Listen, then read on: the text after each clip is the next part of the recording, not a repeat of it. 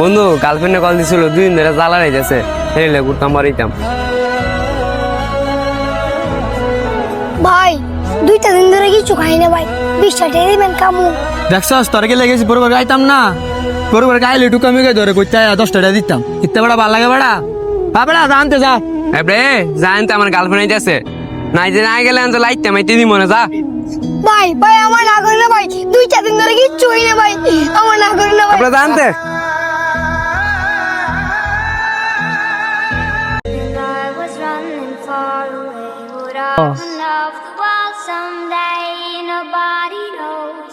Nobody knows. আচ্ছা ফোনটা আছে হসে মামা কোন সময় দেখা রয়েছে 1 ঘন্টা ধরে এখন আইতাছে না।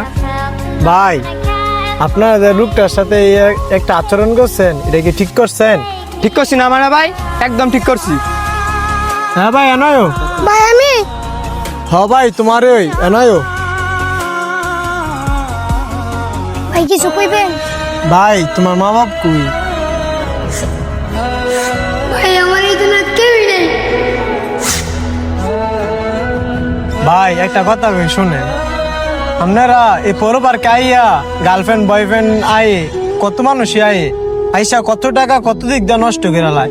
এই গার্লফ্রেন্ডে ফুল কিনা দেয়, চকলেট কিনা দেয়, কত কিছু কিনা দেয়, এইটা গন্ধা না গন্ধা খরচ করে লাই। আর হ্যাঁ ওদের মতো কিছু বাচ্চারা এতিম মা বাপ নাই, হেরা যখন আপনাদের কাছে 20টা 10টা টাকার লাগে আয়ে আপনারা কি করেন যে রাত্রি মাইরা ওদেরকে খেদায় দেন।